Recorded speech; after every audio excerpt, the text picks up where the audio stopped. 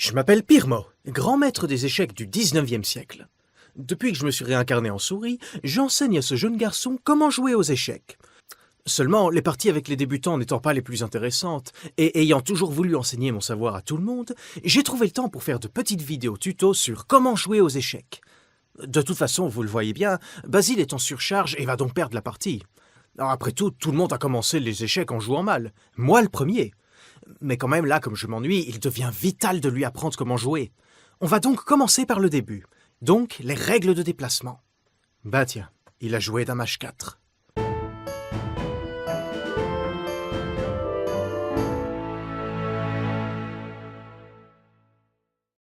À tous les amateurs de pièges tordus et de problèmes insolubles, bonjour. Pour Basile, qui a joué pour la première fois il y a une semaine, la première chose à laquelle il doit s'habituer, c'est l'échiquier. Il peut déjà constater que celui-ci est composé d'une grille de 8 cases sur 8 colorées en damier. Sur son bord, il peut y lire des lettres et des chiffres. Ces lettres et ces chiffres n'ont pas d'influence sur le jeu. Ils permettent simplement l'identification des cases. La case D4, par exemple, est la case de la rangée 4 et de la colonne D. C'est le principe de la bataille navale. Sur cet échiquier, des pièces blanches et des pièces noires évoluent pour capturer le roi adverse. Celui qui accule le roi pour qu'il soit incapable d'aller nulle part tout en étant attaqué gagne la partie. C'est échec et mat, ou littéralement le roi est mort. La difficulté, c'est que les pièces ne bougent pas toutes de la même façon. Et pour commencer les échecs, il faut savoir qui fait quoi. Commençons avec la pièce maîtresse, le roi. Le roi peut aller dans tous les sens en avançant d'une case seulement. Cela signifie qu'un roi sur cette case pourra aller sur ces cases-ci.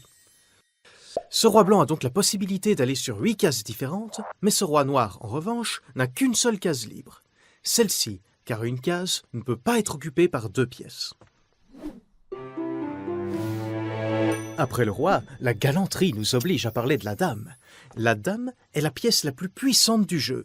Elle peut aller dans les mêmes directions que le roi, mais d'autant de cases qu'elle le veut. Attention cependant Basile, une dame qui se déplace est bloquée par les autres pièces. Exemple, si une reine est ici, elle ne pourra pas se rendre là-bas directement, car le roi est sur sa trajectoire.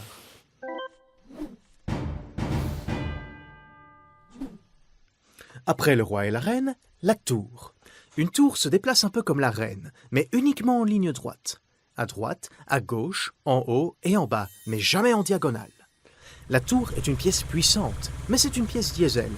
Je veux dire par là que c'est une pièce qui met du temps à trouver sa puissance. Au début de la partie, la tour a beaucoup de mal à slalomer entre les pièces.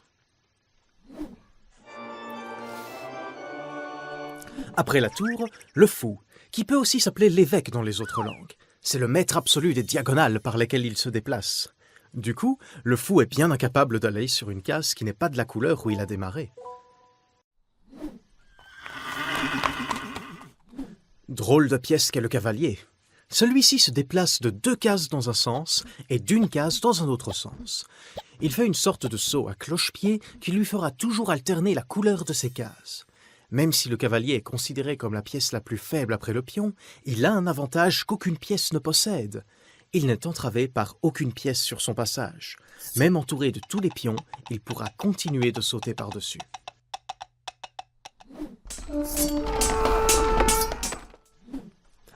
Enfin, la dernière pièce est le pion. Un pion est ce petit fantassin que vous avez en 8 exemplaires. Chacun d'eux peuvent avancer d'une et une seule case vers l'avant. Sauf exception, si le pion n'a pas encore bougé, il aura le droit d'avancer de 2 cases, toujours vers l'avant. Oui, c'est tout, mais ne pensez pas que les pions sont négligeables pour autant. En tout cas, cette série de règles simples ouvre l'accès à un jeu univers passionnant et addictif. Et nous n'en sommes encore qu'aux règles de déplacement. C'est pour ça que je vous donne rendez-vous pour la prochaine vidéo, les règles de prise et les coups spéciaux. Échec et mat!